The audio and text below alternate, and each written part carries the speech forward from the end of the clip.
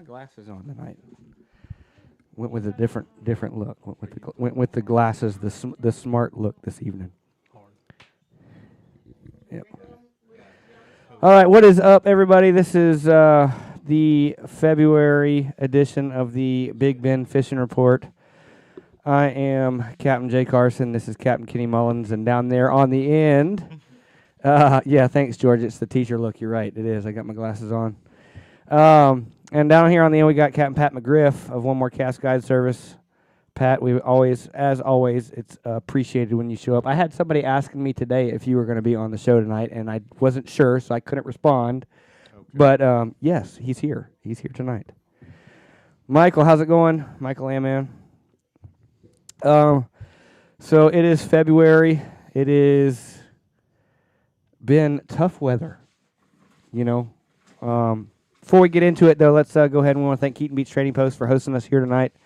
Stephanie here at Keaton Beach Trading Post right here in Keaton Beach, owner of Keaton Beach Vacation Rentals and operates and runs the trading post here.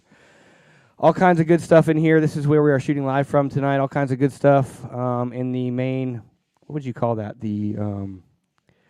This main store? Yeah, I guess the main store.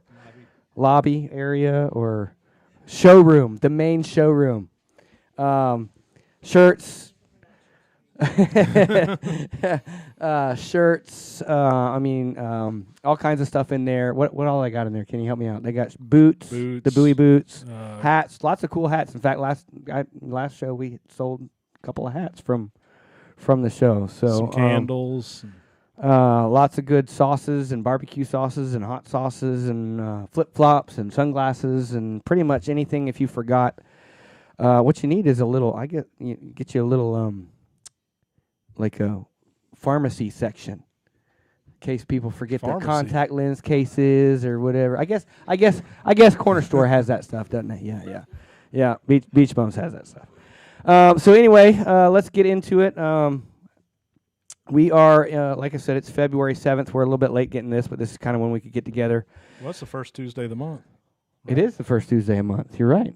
It is the first Tuesday of the month. So we're still at the beginning of the month.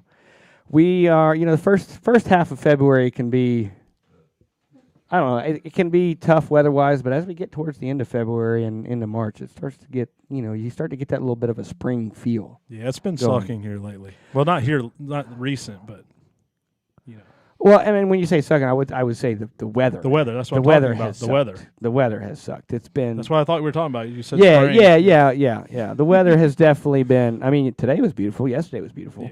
Yeah. I bet you did. I bet you did whack on them today. We were just talking about literally today. I bet they were out there chewing the freaking bottom of the boat out today. But. That's been between the fronts. Basically we get a front. Yep. Cold moves in for a couple days. It slows the bite down, and then as soon as you start to get on those warm, especially when it gets up into the 70s, it gets good. So I don't know. I guess I'm. I mean, you've been out of town. You've been doing a little hunting. Yeah, I took a little time. A little time off. I was out yesterday. Had a really good day yesterday. Caught a bunch of fish, caught a bunch of trout, caught some redfish, caught a lot more trout than redfish yesterday. We caught some on the fly. We had a chance to break the fly rod out and caught some trout on fly, and that was nice. But it's been, like I said, it's been the story of the last few weeks has been weather windows. All over the place. Yeah, getting out there in the weather windows and then, getting on those fish, when you can. Having a little bit of flexibility in your schedule. Yep. You and I both like to fish afternoons this time of year. You get that little bit of warmer weather in the afternoon. Really seems like the fish fire up and get excited about. Jay, what depth of water did you catch your fish on yesterday? It was. Is your mic on? Probably not. His mic is on. Yeah. Test. Yeah, it's good. Yes. Yeah. Okay. It was. It was right off of an oyster bar, so in a little trough that was maybe 3.5, 4 feet deep. So I wouldn't say I've seen them as shallow as a foot though, Pat. So it's like kind of varying, depending on the weather conditions. When they get cold, they're pushing up on tops of those little dark bottom humps where they can get a little extra sunshine, and then when it warms up in the afternoon, they're moving into those feeding stations where they can forage and feed after they get good and warmed up. Yeah. So that's kind of been. I mean, I don't know what else to say other than that's pretty much been the story as far as trout goes. Redfish has been a little bit. I mean, you guys are feel free to add in here. Yeah. I'm just as we go. It's the one man show tonight. yeah. I don't know. I mean, I know you hadn't been fishing here recently, Kenny, but I mean, they're still the same. I mean, the pattern's not changed much in the last No. month. I mean, it's been pretty steady. I was telling somebody yesterday that during this time of the year, those fish will make like kind of little mini migrations around those fronts. Yep. Right. So they'll move to those little warmer water refuges wherever they are when those cold fronts hit, and then as the water temp warms up, they move out into those feeding stations because they've been sitting for a few days not eating, and then they're ready to eat, and so then they move into those ambush spots. They get confused and they're in both places. Right. Yeah. Exactly. That's true. It's been a lot of that. They've been in both. Yep. I haven't. I mean, I've had some days where I found them really stacked up. Like yesterday was a great, perfect, ideal, typical day for a February warm weather day. I had to move like 3 times. Yep. And that was every spot I pulled up to. I was like, all right, cast right there. They're going to be right in that trough right there. And I mean, it was literally one right after another for as long as we wanted to catch them. We just, you just move to a different spot. You get tired of catching them in one spot. All right, let's go see if they're somewhere else. We call that ducks in a barrel in Georgia. Yeah, I mean it's been, but other days, Pat. I mean it's like you get to those, you fish those same spots and you pick up 2, and then you have to move. You work that whole area, pick up 2, and then you're having to cover a lot more of those spots, and you're not picking up as many fish. Right. On those days, and it seems like that's kind of around, couple days after the front when they're kind of a little bit confused. The water temperature drops, and within the first 3 days. Right. Yeah. Typically. Exactly. Were you on the incoming dead tide, or were you so on the both? ride? I mean, it was both. I caught them through the slack. We were catching them just as good on the slack as we were. I fished. So yesterday afternoon, I fished the last 2 hours of the incoming and first 2 hours of the outgoing. Caught them right through the slack.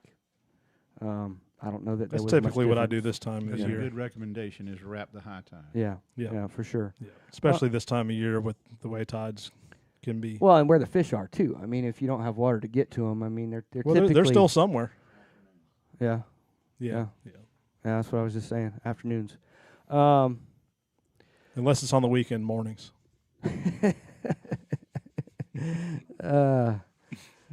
Yeah. And then last week we had were you out any during that thick nasty fog? No, that's when I was gone. Oh my gosh, that was about the worst fog I have ever seen in my whole life. I was in the deer woods. I was smart. I had a friend that went out and caught his limit on gold redfin from Warner Robins, Georgia, and he put it all on YouTube. Out of Keaton? Yeah. Yeah. I mean, that fish bite in the fog. That doesn't slow them down. Yeah. It's just, it was tough. I was fishing an area, and you can hear people running in the fog, and I was fishing a pretty rocky area, and I heard 2 people hit rocks, within an hour of each other, that particular morning. So that was kind of interesting. Got some people showing up in the chat. George Quinn, yep. Michael Ammon is here. Steve Black, I guess he's tagging somebody. Michael Ammon says, sure was blowing Saturday in our NFGFC tournament at St. Mark's. I never left the river. Yeah, I've talked to a few people who fished last Saturday, and I heard it was about as low as it gets. Yep. We had a negative, I think, 1-1 Saturday morning, and then you had, like a 20, 25 mile an hour north wind. So I can only imagine what it looked like. I did not fish Saturday for that reason. I had the option, so. Yeah, I mean, my last trip, it was pretty bad. It was really bad. Yeah. I fished Sunday, and it was a little better, but it still wasn't great because it was that next day, Yep. It was that next day after. It wasn't great. Saw some fish, saw a lot of fish, didn't catch a lot of fish. Right. Which seems to be the trend Yep. on those particular days. Justin Anderson. Sorry, I don't want to skip anybody. Jason Langlow. Hey, Jason. What's up, guys? Looking to get on some reds this spring. Spring's a great time, Jason, man. There's lots of redfish around in spring. Justin Anderson, what's up, dude? Appreciate you joining. Steve Bond, the legendary Steve Bond, is with us tonight. And then Jim Rudd. So did you get anything in the deer woods? I think that question is for you, Kenny. I got a cold, sinus infection. No. Had a good time, though. I needed it. So we're kind of free form tonight, guys. So as you get in here and you got questions, I see there's 28 people watching. So I know at least there's got to be some people that got some questions about February as far as, best times to get out there, what baits we're using. I guess we really haven't touched on baits.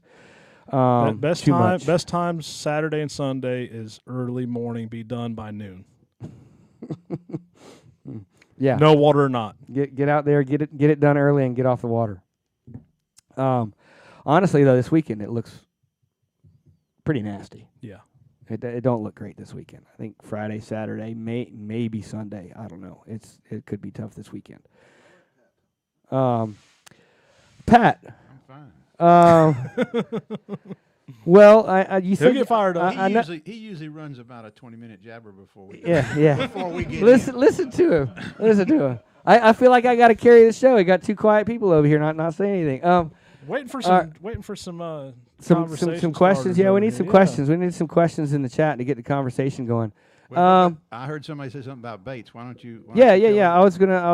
Why don't you give up your? Well, I don't want to give up all my secrets, Pat. Right. I mean, there's some definitely some wintertime. I will say this: smaller profile, a little bit lighter weight, and I like to step down my scent or no scent. I haven't been using scent lately. Actually, I hadn't been using scent lately. I was using it, but I'm getting to the point now where I don't feel like it makes a difference. I use more plugs this time of year. Why do them fish bite when it warms up in the winter like this? Is it because they've been starving themselves in the hole, and when they get out, they start feeding? Is it metabolism thing, water temperature thing? What you got any thoughts on that? So, in case our audience couldn't hear what we've got Evan Snow and the legendary Evan Snow in the room with us tonight as well.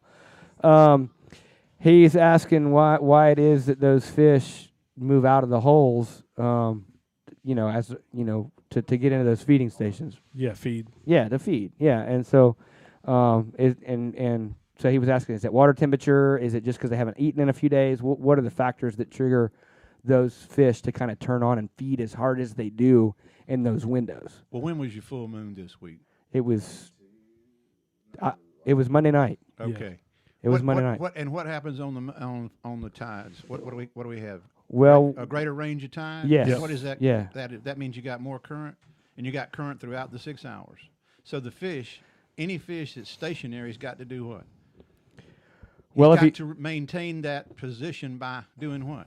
Swimming hard. And then when the tide flips the other way, he's got to swim back against it again. So what's he using? Energy. And so what does nature say? You better replace it. You need a Snickers bar. But what's that got to do with the temperatures? It has less to do with the temperature than it does Well, with the oxygen. energy. Yeah, that's what he was expenditure. asking about the temperature. Well, the water temperature is there's also salinity going on here. You've got the salinity change when you're fishing like we do this time of year within a half a mile, quarter mile, whatever of the bank that you're fishing. And most of this table is going to be within 250 yards of the bank, and you included. So there's 4 guides that are going to be within 250 yards of where the fresh water's coming from. So the salinity, just like you're in a creek, the reason the bite doesn't last for 6 hours is because the salinity goes to hell. It gets right, and then it goes back to hell. And so you've got an incoming and outgoing time that those fish are happy with the chemistry on them, and they're not going to feed when it's all fresh comes in them. It shuts them down. Maybe I'll get an interesting answer. Yeah, that was good. That was good. I mean, that makes sense, but let me ask you this. So, and feel free, anybody, to speak up with this. Why is it that a lot of the redfish that I'm catching have leeches on them? Is that because they're just sitting there? You know? Because they're staying up. They're staying in the fresh. They're not Yeah. making the exit. They're not migrating back and forth. The trout will get away from it. The trout. Like the salt pulls the parasites Yeah, off. it washes it off of them. But they're staying up there in that low salinity, and you got a lot more creepy crawlers and attachers and things. You know, I don't know if y'all seen it, but another guy had cut open redfish the other day and cut open its stomach, and it was full of worms and Yeah, not worms like in the meat. It's what they were eating. They're feeding on. on worms and stuff. Yeah, I think So, it's so I been- wonder how much they're getting up there and eating those the leeches that are attaching to them. David Malone and I went about 2.5 weeks ago, and we went in Otter Creek, and those fish had the slimiest looking stuff, and I couldn't identify it, and I have invertebrate zoology under my belt, but it was some really slimy looking, wormy looking stuff mixed with that green grass, slime grass, and that was in every one of them's stomach, all 3 trout that we caught. We caught the trout on Miradine, but you know it didn't look like the green slime. Right. Yeah, I was just always curious because I only noticed those redfish having, and it seems like that. Like I catch a few trout with leeches on them, but it seems like the redfish just they'll have several leeches on them. Well, I just wonder if they're in there eating those. Well, I wonder they're if getting they're attached to them when they're in there eating. Or they're just laying in the mud. Maybe on Could be those that cold too. days they're just laying in the mud. Just sitting there trying to warm up, and they're not moving as much, and so that's when those leeches have a chance Yeah. to get on them. Could be a combination. So I was curious because, like I said, and in the places I'm catching some of these redfish, there's still pretty high salinity content. So you would think that the salt water would, I guess, leeches are saltwater tolerant. I was talking to my client about this yesterday. Thought it was interesting. Extra protein. I guess. Got some questions showing up. Michael Amman says we were using 90 rip and slash, 100 stick minnow, and even catch 2000 was. I'm guessing that was for your Don't tell everyone what I'm using, Michael. tournament fishing the other day. I've been using more of the 70s here lately. There, Steve Wingate says Steve Wingate and I live on Cedar Island, wanting a buddy from out of town to come down on a fishing trip in the spring. What would be the best weeks to invite him? New moon So- on April's new moon. Second- in April. second week of April, second and fourth week of April. That'd be new and full. Okay, there you go. New and full moons. Yeah. April and May. Or is it first and third?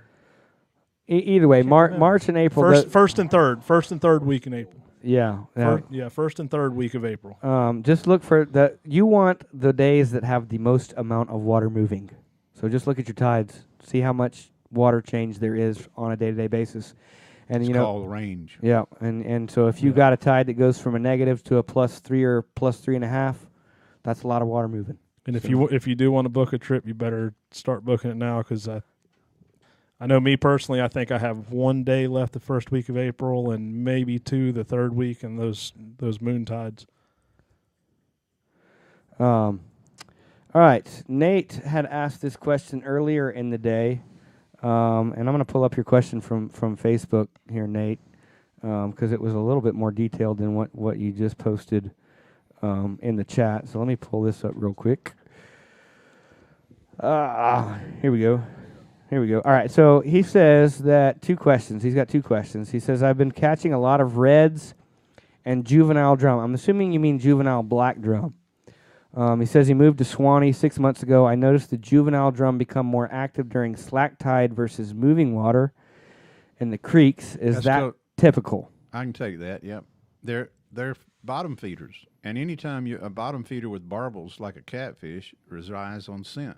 Yep. And he tracks stuff on the bottom by scent. So as the velocity of the water decreases, his feeding capacity or capability, increases. And we used to do that on the slack tides when we caught sheep's head. We wouldn't catch drum except for on the dead flat low, and we'd catch the drum on crabs and never on shrimp, and always caught the sheep's head on either or. Yeah.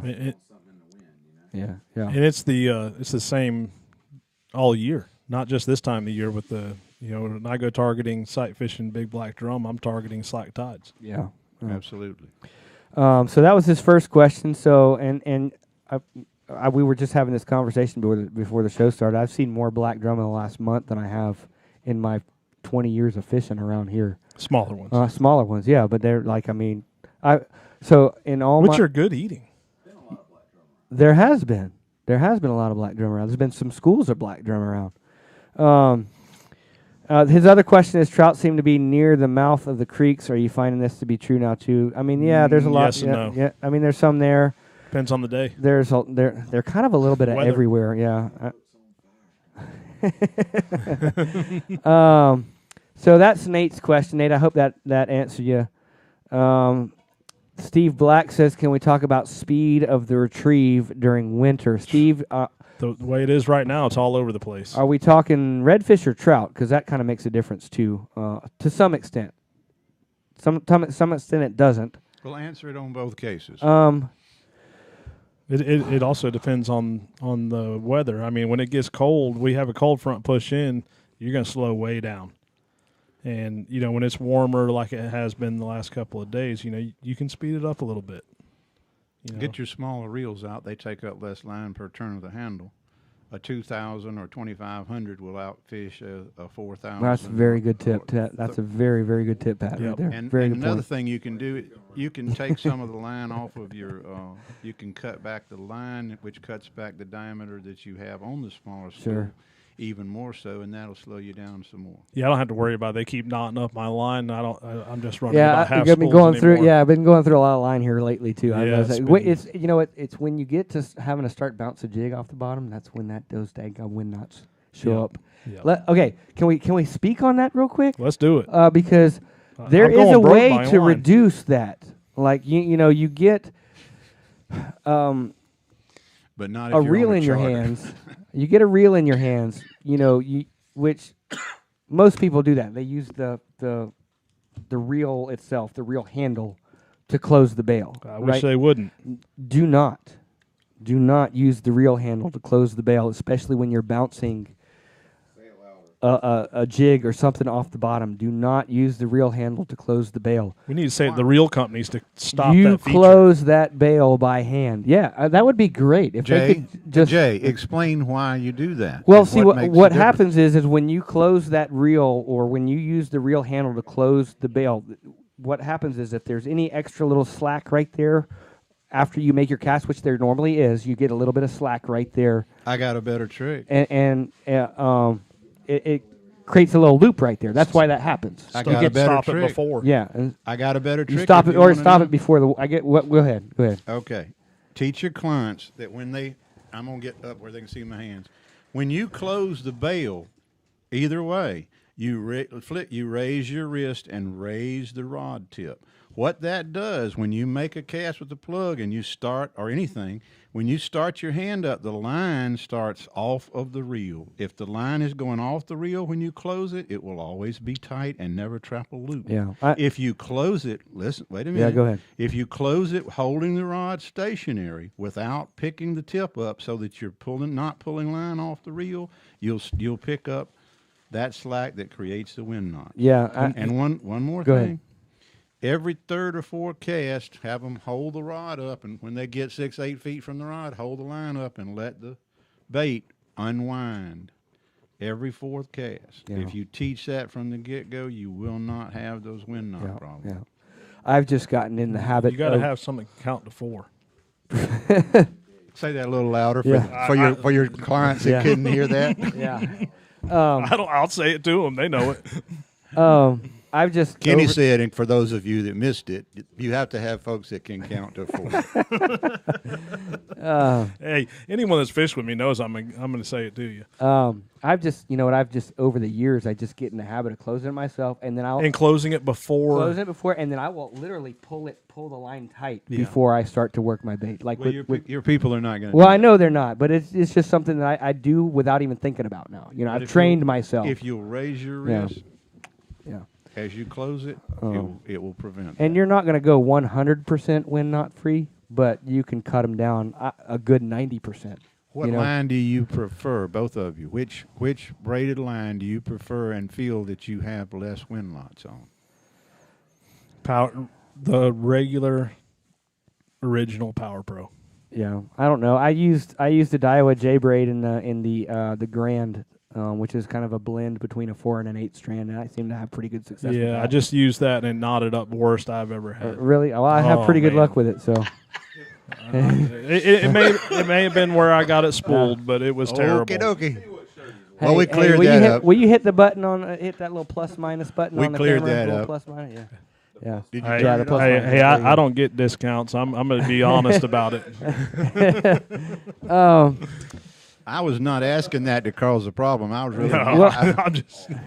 Regular Power Pro. Honestly, I mean, just the original Power Pro is hard to beat. I mean, it's tough. It's And what do you use? 20, 30, 40? What do you 10, use? 10 and 15. 10 and 15. 10 and 15. I'm saying 10 and 15. Wow. 10 and 15. I don't ever use more than 15 any time of the year. No. You don't need it. Not, all right. Not here, anyways. Yeah. So we talked for trees. Justin Schwartzentruber says, for current water temps, is it generally better to target the shallows like grass lines, etc., or fish deeper troughs and holes looking for trout and reds? Both, depending on where you're at. You want to be a little bit more specific, or I don't want to give away spots, but it depends well, on. you don't have to give away spots, but it's pretty much going to give away spots if I answer that. It depends on where you're at. Well, is there a preferential time to fish the troughs? Then can you answer it that way? Depends on location. Low tide. I mean, I don't want to give away locations, so I'm going to be very selective on how I answer that. But This side of Pensacola.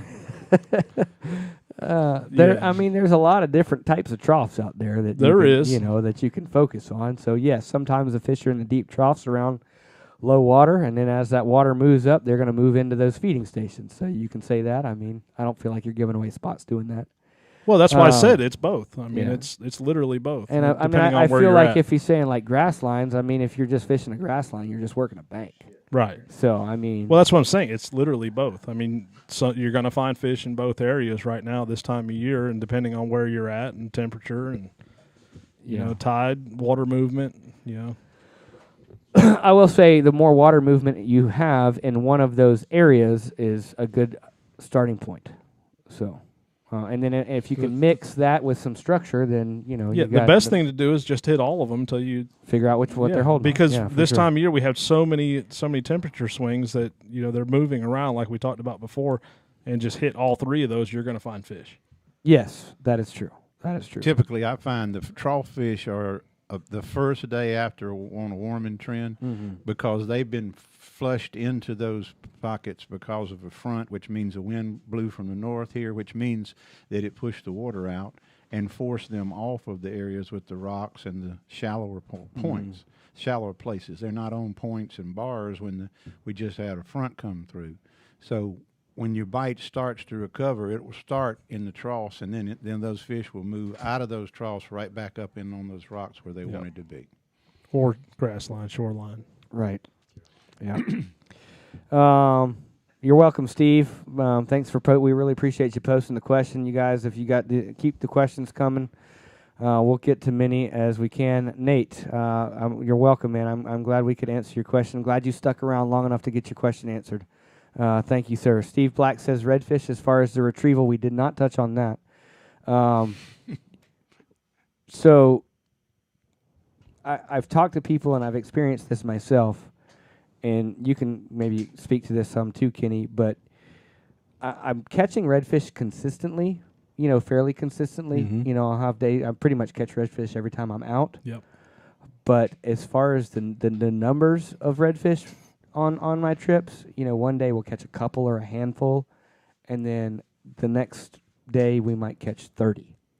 And to add to that, it's like a day that you're only catching a couple, you're normally slaying the trout. Right. And then the days you're slaying redfish, the trout bite is slower. But this time of year.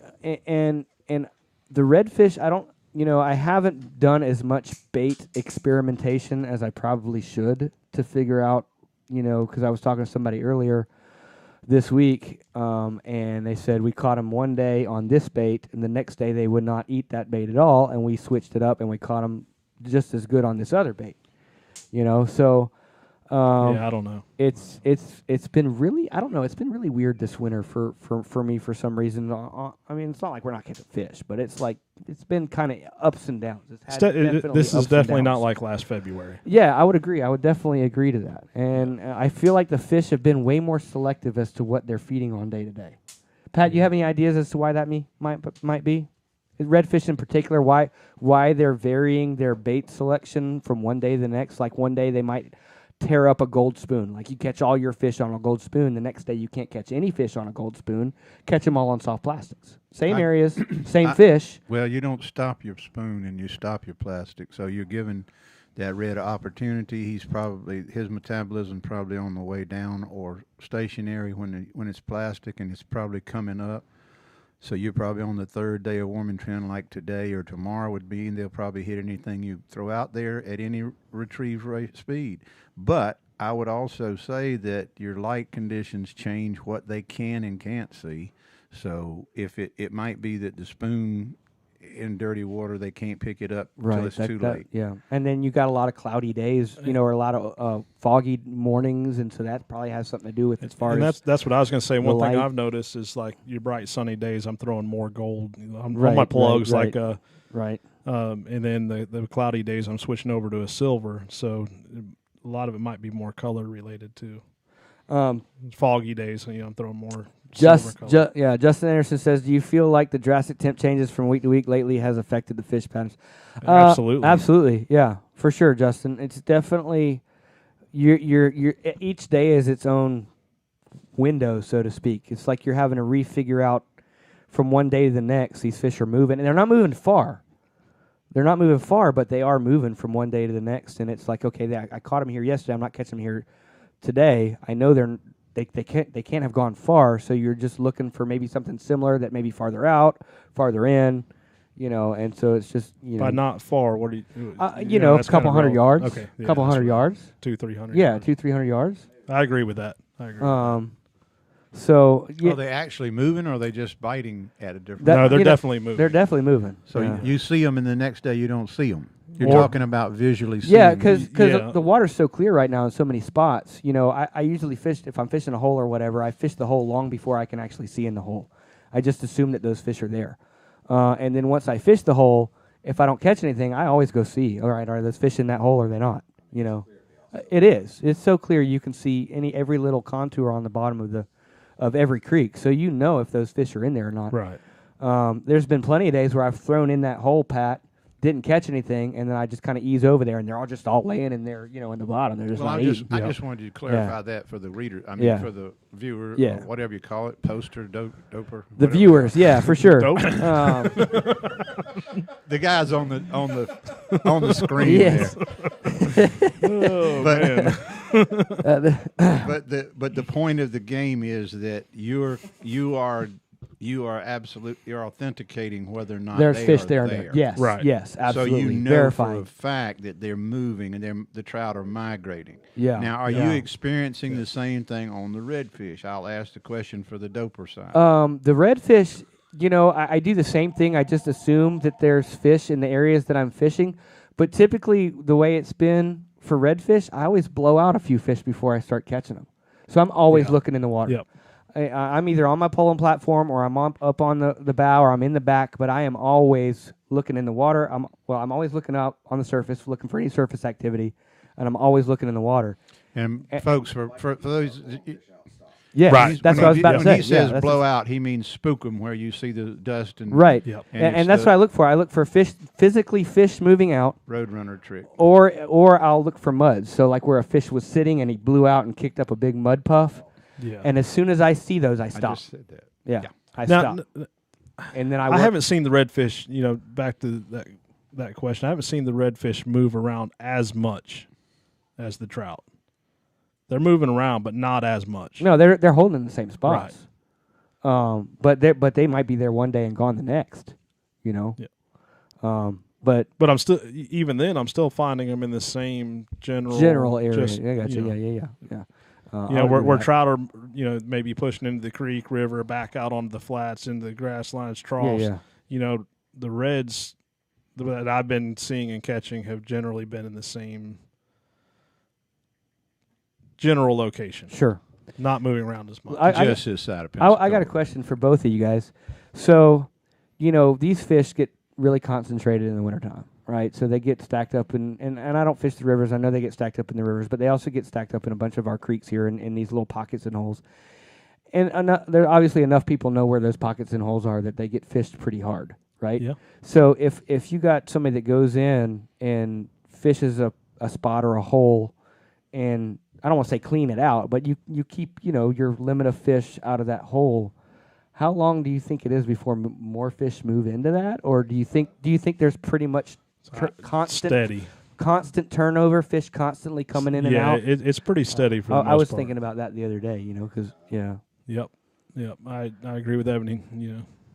What do you think, Pat? You think that's, I mean, This is in the area Well, shallower than I normally gotcha, fish. I gotcha. So I'll leave your gotcha, expertise I to gotcha. cover that. I look at it like this: I fish every other day basis on trout, irregardless of the time of year or whatever. But I do it because of the physiology of the trout's stomach, and the fact that he can't feed 1, 2, 3 days in a row. He feeds, he stops feeding, he digests, and then he does it again. He goes through a cycle of probably around 3 days, best I know, in regards to who I've talked to.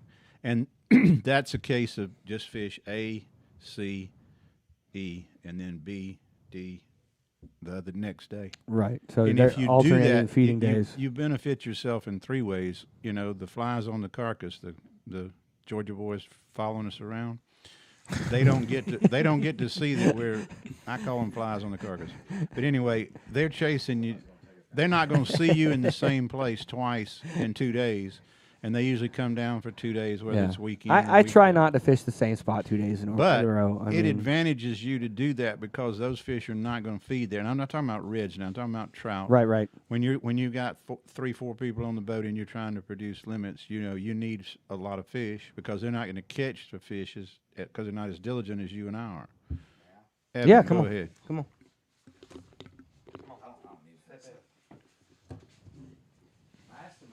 Okay, no, I just have a, hey guys, I just have a quick thought on this as far as like fishing the same hole day after day and how long it takes to replenish. I think it's a little more complex answer. Short answer is it replenishes on the tides, but I feel like if you fish, say you found a hole in a creek in a bend and it's holding fish, and you go in there and you anchor down and you throw a shrimp on bottom, right? And you catch fish, and you catch fish, and you catch fish. Well, eventually they'll stop biting. You've beat them up, or you've caught them all out of it, or whatever. You go back the next day to that same spot and catch fish again. Right. On the same tide.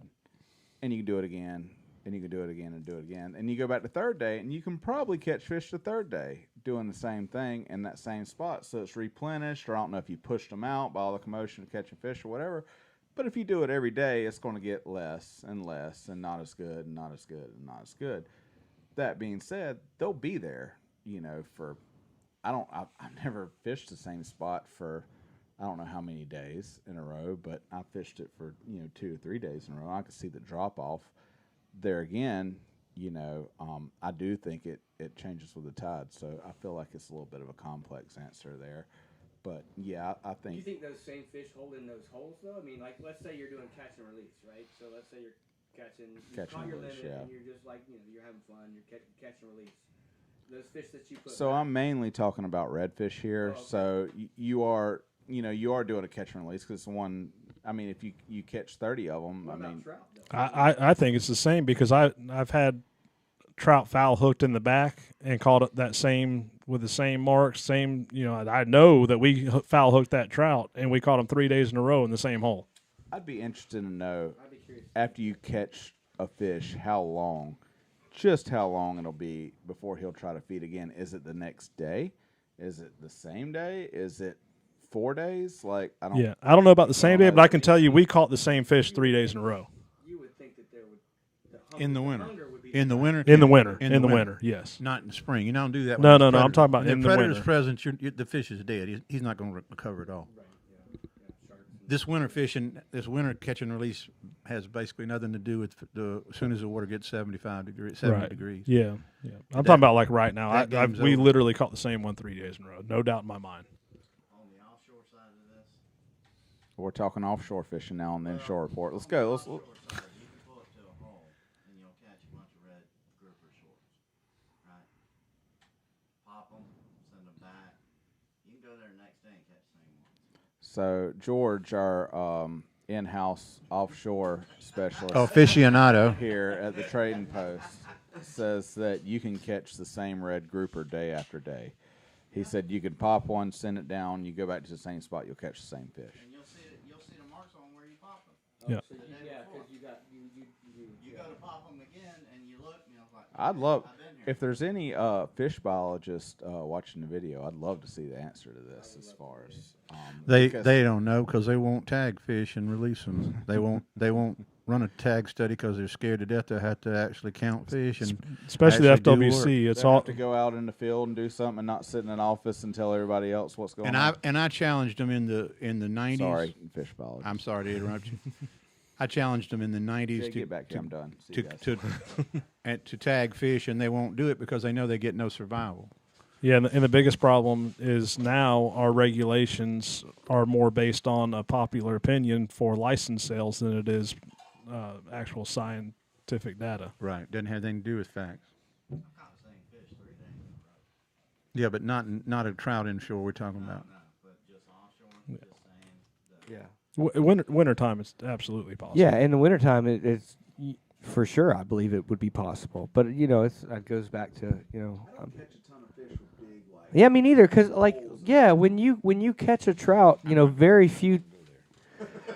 You know what? I went to. You don't want to hear. You don't want to I hear went to mine. an FWC meeting like a lot of years ago before I ever met you. I heard your opinion on it. Hey, like 5-6 years ago. my clients rip the lips off of them, so you're not going to see any tears in them. It's just going to be lipless. Lipless. I take yeah. a bag of lips and just tell them to fry it like calamari. Cat says they all die. That's why you don't catch the same one. Once the Yeah. water's warm, they do. I believe when you have that 80, 90 degree temperature, that lack of oxygen in the water. Yeah, I definitely. I know you notice. I mean, you just notice how long it takes the fish to recover when you put it back in the water. Especially with redfish, because that's mainly in the summertime. I don't fool with trout much in I'm the not summertime. talking about reds. I'm talking But about but it correlates, because when you catch a red in the cooler months, and you could keep that thing out of water for like 5 minutes. Oh, you can put it on ice for yeah. an hour and it'd still be alive. And it'll swim, and it'll swim off hardly any. You pull that same redfish out of the water in June when that water's 86, 87 degrees. You got to get that fish back in the water, and you got to spend a couple minutes with that fish on the side of the boat to revive it enough to get it to swim off strong. And there's got to be some correlation to that with trout. In the wintertime, there's so much oxygen in the water. And typically, if I'm doing a catch and release, or if I've got somebody that doesn't want to keep fish, and I'm catching trout, I try to just keep them in the water. I try to just take them off right on the side of the boat. Don't even pull them in the boat. I hang off the side, grab the fish, unhook it, and then let it go as best I can, quick as I can. I know. I see that. I see that. No. Most people know. Most people know what I think about it. But the redfish is an oxygen situation, but a redfish is a heavily scaled fish. Sure, yeah. And catch and release is not a saltwater practice. It is a stolen or borrowed or adopted freshwater closed system management tool that the state of Florida absorbed because it didn't require any work to steal the concept, and started catching and releasing saltwater fish in my lifetime. I know y'all are not old enough to have experience when it was no such thing as catch and release in salt water. It just did not exist because, number one, Well, I mean, you have they're predators. Wait a minute. Okay, go ahead. They're Sorry. predators present in a open system. For sure. The difference in the word closed and open doesn't mean reservoir and the Atlantic or the Gulf of Mexico. It means there are predators that eat them when they're weakened. Sure. Okay. And so the reason that you can't talk about trout and reds in the same sentence in regards to release mortality is they're not anywhere near similar just because they're both in the drum Schenectady family. Oh, the only point I was making is that obviously there's more oxygen in the wintertime, there's less predators, so the chances of survival are a lot better in the wintertime than they are in the summer months.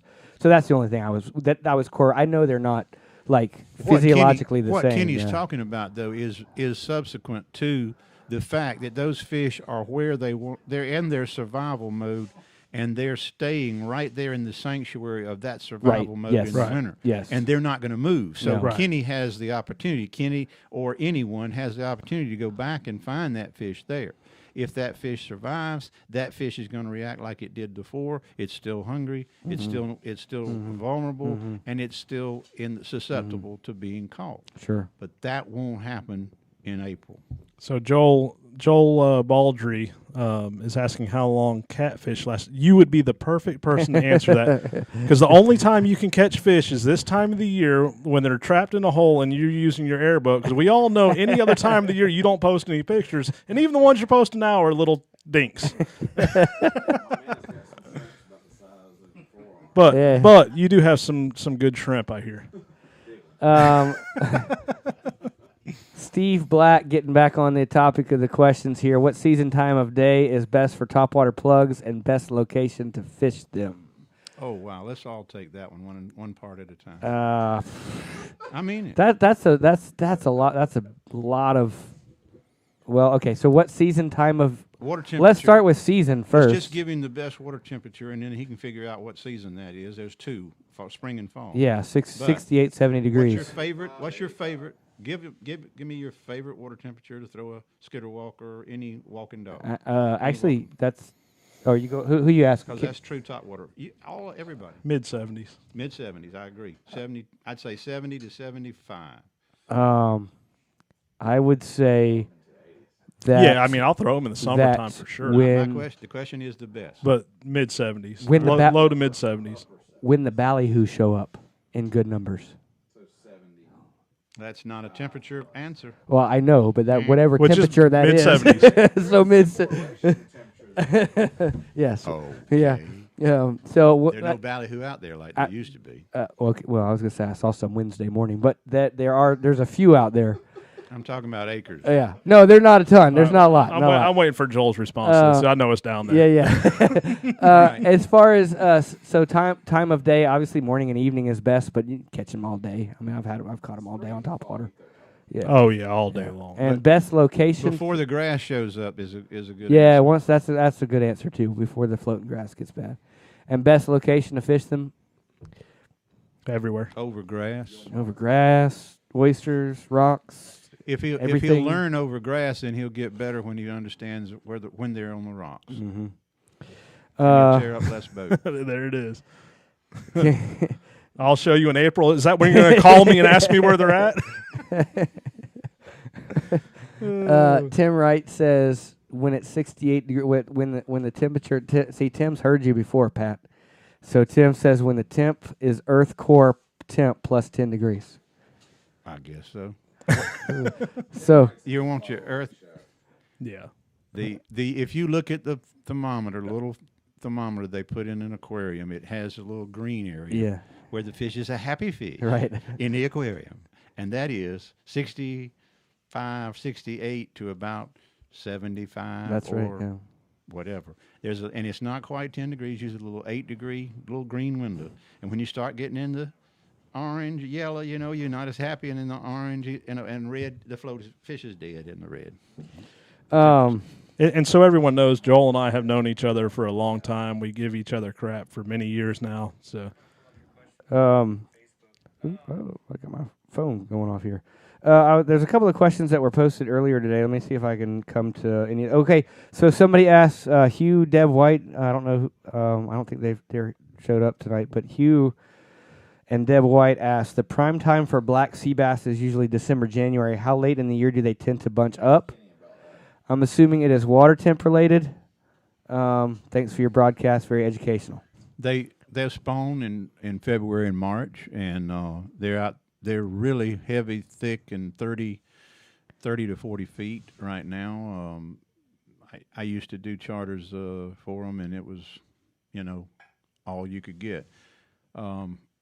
I'd say right now, though, as cold as what we got, they may be out in the 40, 45 range and thicker there. But they should be moving in to spawn in that high 20s to low 40s. As far as water depth, that's what you're referring to? Yeah. Yeah, okay. And that's usually those are bigger fish out there too, right? Like so, Yeah. like If you're going from the flats, the fall is generally better than the spring, because they're spawning out past there. But in the fall, they pull in. We were slaying them in November, Thanksgiving region, all during November. about 10 to 15 feet? Yeah, 10 to 15. We were catching them, slaying them. and bait. bouncing assassin sea sheds and 5-inch, but Okay. mostly sea sheds, and the least Um, amount of jig head you can throw without getting hung up. But I'd recommend 1/4 and 3/8. I know there was a sheep's head question on here. J.D. Blackwell asked, he said, basically he said offshore sheep's head, and I said, can you be a little more specific? He said, basically looking to see if they're moving offshore yet or if they're still inshore. I'm pretty new to sheep's head and looking for any info I can get my hands on. I'm still seeing a bunch inshore. Yeah, it'll be another month. I'm still seeing a bunch. Go ahead, Pat. What's the sheep's head doing right now? Well, the ones when Steenhatchee fills the boards will be the first. hey. No, that's truth though. This That's is truth. this is a CHAG answer. And when they fill the boards, it'll be the full moon, the new to the full moon in April. No, it'll be April. We used to catch them in November, and then they took all those, and then it was December, then January, February, March, and I used to charter for them from December through March and made a lot of money. But the state decided to give us 15 fish and let the captain and crew have their 15. And Steenhatchee would say, "Hey, well, that means we can have 90 twice a day. That's 180, and there's 6 of us doing it. That's one day. You do the math, and they ate them up, and they're gone." Yeah. So now they catch them off the shrimp boat and some of the reefs that we built, Scott Andre and some of those. If you got a right boat for it and you're not going out there and endangering yourself and your family, the Scott Andre Reef's about 9-10 miles out, and it's about 28-30 feet of water. Depending So those on the sheep tide. that are out there in that deep of water, like 28, 30 feet Yes, of water? that's where they do the majority of their spawning. They Okay. they spawn from 20 to 40 feet. They can be on the Buckeye Reef in huge numbers. Yeah. Just depends on the water temperature when those moons hit. So Yeah. you're saying Yeah. fishing pressure is why it's not as good as it was 15 years ago. They went home in coolers, absolutely. And you got to remember, Desert Storm made the GPS a handheld situation where every Tom, Dick, and Harry with a John boat became a guide and could identify every piece of material on the Steenhatchee Reef, there were 68 piles. I was the co-chair of the Artificial Reef Committee and built most of the materials that we put out there. I designed and worked with the state of Florida on setting up those cube designs and arrays that we put out there to spread the pressure out. And it backfired when the state went, "Oh, y'all can, instead of having 10, you can have 15 fish per person." And everybody would take them. I never gave away my fish. If I had 2 people, we got 30 fish. If I had 3, we got 45, and that's a tremendous number of fish. That's a ton. That is a lot of Yeah. fish. Well, Yeah. I wouldn't keep anything under 16 unless he swallowed the hook, Y'all which getting Pat unfiltered. Mm-hmm. but I think that's the only way Pat comes. that's but it's neither here nor there. It's too late now, and they backed it back down to 7. We begged them. Billy Pill and I, of Woods and Water magazine fame, Billy and I went and took the commissioners to lunch in Jacksonville, Orlando, and in Tampa, and begged them to drop the limits, not to increase them, and we wiped out the million or so fish that came to our reef in less than 3 years. They don't catch them like they used to. They don't catch them like they used to. I've seen a bunch this winter though in the holes. Figured that better than anything. Yeah. Oh yeah. But if this person has a boat that's safe to get out there and has the right kind of equipment and understands how dangerous it can get, how quickly this time of year, I'd work those artificial reefs, and you can get those numbers from the state, and I've always You don't even bother with it. I've always heard the full moon in February is kind of like the peak time. Is that true or the what? the full moon? March, March. Full moon in March. March. Okay, but aren't there? I guess there would probably be some out there on a full moon in February too. I imagine. They've caught 'em on the full moon in February. Yeah. Right. Um, But they're Again, it depends on water temperature. Yeah. The water doesn't get cold enough in the fall for them to come in from offshore. But if that water stays cool, and then it happens all in 1 month because the water warms back up too fast. Right. George Quinn, I'm guessing this was a question, and he said, this was one I missed earlier, I'm going back. He said, on these days with high winds, will it affect the bite and have the fish on edge more? I actually think the fish would be less on edge. yeah. I tend. I'll fish wind. I like fishing wind. I know you love the wind, Pat. Yes, The WIND. absolutely. Yep. Yeah. We might be playing golf this weekend too. By the way. Scramble, 4-man scramble team Sunday at Perry. Okay. You don't want to see me play golf. It's ugly. Yeah, George, I feel like the wind actually kind of relaxes the fish a little bit more, and I think they're more on edge when it's calm and clear. Yeah, no doubt, more on edge when they're calm and clear. Exactly what does on the edge mean? I just like more spooky, Spooky. but they've been super spooky this whole winter. Yep. I don't know why, but We it's hadn't had like any rain. like more spooky Look at than the normal. ponds. Look at the ponds; they're all dried But up. I mean, that's got to be it because I feel like this winter, like especially the last month, I can't even pole in casting range of some of these fish. They'll start moving out before I can even get in range of a spinning rod sometimes. So and I've never had that issue before, so I don't know what the deal is. That was Joel that called me. Okay. By the way. JD Blackwell, glad you were listening, man. That was the info you were looking for on Sheepshead. You're welcome, sir. I'm glad we could get to it. I want to make sure that we got that information up there. Well, guys, if you don't have any other questions, get them in now. We're going to try to wrap this up. We've been going about an hour, which is kind of usually about when we start to cut it off. See, look, he gave it away right there. When you got 1,000 people in one hole, they're going to spook. That tells you how Joel fishes. He looks where all the people are, and he pulls right up there next to them, like he's a true. Yeah. I'll just leave it at that. How about a best bets for February? for March? Oh, well, Well, for February. for then. February, best bets. We're already in February. You want to go first, Pat, on that one? No. Oh, okay. All right. He said he's out of his element He's this out time of his year. element. All right. I He don't says know. I'll blow him out first. Well, why don't you go first, Kenny? I like throwing a lot of plugs this time of year when I have the people that can do it. Not everyone can throw a plug, You know that. You're throwing shrimp on the bottom, right? Yeah, I heard him say shrimp. Yep. See, no. I mean, I like throwing a lot of plugs, downsized, smaller, soft plastics, but pretty much mostly plugs. Yeah, I mean that's. Well, I'll go next. Okay, I go agree ahead. with Kenny. It's a lot more fun this time of year because, it's because the plugs do produce trout and reds, and there's nothing else out there messing with them. So when you get a bite, and you miss him, you can't say that was a ladyfish or that was a catfish or that was a pinfish. And I love that aspect of it. Now that it doesn't mean you're going to catch a fish every cast, but when you get a bite, you have an opportunity for the biggest trout of your career in February and March because those bigger fish got to be big by not biting in April and May.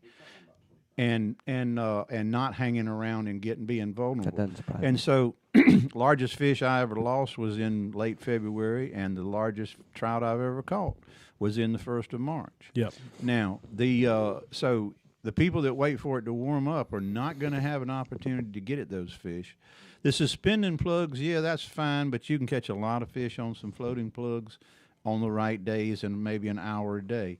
Throw the suspenders early in the morning is what I would say, and your soft plastic, and find your fish, and then come back to them when it warms up in that afternoon, and you get that warm water coming out on that first hour of that outgoing tide. You mean early morning, right? Well, yes, daylight. These boys are sitting on the Ned rigs too. I said smaller profile. Well, Can't give away all the secrets. well, you always dumb down in the winter. You always put smaller baits out there, whether it's a hard plug or soft plastic. All right, last question, and then we're done. You've got to give your best bet. Well, I mean, you guys pretty much nailed it. I don't know that I have much to add to that. Won't say Ned rig. He won't say fish for a Ned rig. Smaller profile, soft Yeah, plastic. Kenny nailed it. Smaller profile. There you go. Here, I'll even give you this. Smaller profile, soft plastic on a mushroom jig head. There you go. Mushroom. Yeah. Mushroom. Don't say the word Ned. John says, and we can kind of end on this one. He just keeps. Oh, sorry. Go ahead. Hey guys, what do you do when you are fishing a hole in the creek and some Yahoo motors through the hole? Say, hey, Yahoo, get the out of here. I'm not fishing holes in the creek, so I don't have to deal with it. Yeah, I Hey, mean, you wait 5 minutes and throw your shrimp back. Exactly. Yeah. yeah. Wait for him to pass and keep fishing. Yep. As I used to tell them, if I have grass on either side of my boat, I'm broke down. Joel says the bite been good on incoming, not worth a crap on outgoing in our area. Hey, Joel, I'll teach you one day. Yeah. We caught him good on the outgoing yesterday. All right. I guess that's going to wrap us up. We want to thank again Stephanie and George for letting us hang out here tonight in the Keaton Beach Absolutely. Trading Post. They are always so hospitable. It's a cool shirt. Yeah, good Yeah. vibes. We need to get Stephanie to put like just a bunch of her stuff back up here on the wall behind us. As we do that, yeah, throw some hats and shirts and all kinds of good apparel in here. And then scallop season, I mean, you got to be getting close to getting pretty booked up for scallop season already, right? Yeah. So, I mean, if you're trying to get down here for scallop season, You're too late. you could be too late if you don't give Stephanie a call quick or go through KeatonBeachVacationRentals.com and book one of the fabulous places that she has down here in Keaton Beach. And what about your spring fishing stuff, like March, April? How's that looking? March 24th looked like a good weekend because it's pretty booked. Great. Yeah. That means there's going to be a bunch of people out there that I'm going to have to work around on that weekend. Spring's looking good. I think it's gonna be a really good spring. There's, we are truly blessed with a phenomenal fishery, and that springtime we are rapidly approaching our best fishing of the year. The only unfortunate or downside to that spring fishing is that that's when everybody comes out. Yep. That's when everybody comes Yep. out. Everybody wants to be on the water. If you want to go and you want to book a trip, towards the end of this month in March is going to be a good time. So book it up before it gets crazy out there. And But I mean, most of us are right. Everywhere. Just go where people aren't. yeah, I agree. Yeah. I agree. You can always typically find someplace. Michael Amos says that he wants to thank you for sponsoring the FGFC tournament this year, and you guys are hosting the March 4th. Is it March 4th NFGFC tournament? Is going to be in Keaton Beach. If you're not a member of the NFGFC, it's the North Florida Gulf Fishing Club, right? Did I say that right? Yes. Yeah, I'm getting there. I'm saving that. That's going to be the cherry on top right there. The NFGFC tournament is a very good local tournament series. There's a pretty good solid base of guys that fish it from a month-to-month basis, and most of the guys I know and gals. and guys and gals. Thank you. Yes, for sure. And there's some really good fishermen in that group. But it's local, so you're not having to travel too far. It's really good, kind of laid back atmosphere too. I mean, it's competitive, but it's not like And affordable. and it's very affordable. Yep. All you gotta do is be a member of NFGFC, and then you pay I'm not even sure what is it a month. I think the $40 to get in a tournament. Nice low key competition. It's very low key competition, but it's good solid competition too. Yes. Because there's some good fishermen that fish in that tournament series. And they will be, like I said, here in March 4th at Keaton Beach. Stephanie are you hosting the tournament right here? Are you doing the weigh-in at Trading Post? That's what I thought. So they're going to have the weigh-in right here at Keaton Beach Trading Post. I might slide by and see what's going on for that. So if you're not registered, you can get registered up for that. And then also, the cherry on top of that whole thing is the Chick-fil-A food truck. Will be here in Keaton Beach on March 4th. From usually it's 10:30 until they sell out, or 4 o'clock. Yeah, so 10:30 until 4 o'clock, or they sell out, whichever is. I will be making a specific trip down here just to get Chick-fil-A. So, may see you down there. So that's March 4th, Chick-fil-A food truck plus an NFGFC golf fishing tournament is in Keaton Beach. So anything else, Stephanie? Did I get it? Anything I missed, Keaton? Or Kenny? We can't forget about Jared. Oh, yeah, the Keaton Beach Trading Post. Or Keaton Beach Bums. Keaton Beach Bums. Repaved. Yes, they resurfaced I wouldn't say repaved. They resurfaced the parking lot there at Keaton Beach Bums. potholes. Smooth. So it's nice there, and I mean, every time I come down here, I stop in that store. I bought some jig heads there, the particular ones that I've been using the last month. Mushroom. Kenny. And they had those in stock along with the profile of soft plastic that I've been fishing with the last The smaller month. profile. They have both of those. You already went through all the ones? No, I haven't gone through all that Oh, I colors. was gonna No, say. but I've been trying different colors. So Gotcha, yeah, I I've been gotcha. trying different colors. Just But have they kinda been ones. working? Not as well. Not as Gotcha. well. Not as well. I mean, you're still catching fish, but not as well. I don't know. Right. Real quick, Michael Amman, last thing, $50 membership on that NFGFC club, and then a $40 entry fee for adults, and 15 and under are free. So there you go. They have forms here at the trading post if you want to fill out a form, plus raffle tickets and prizes at the weigh-in. So there you go. All right, I think that's going to finish us up. Is that it? Good? Everything? good to Pat, me. thank you so much, as always. Appreciate the invite. I love We love gotta it when thank you Evan, join, too. and Evan- Evan stepping in here impromptu. Always has good insight as well. We might have to have Evan, here in the next couple months as well. Yeah.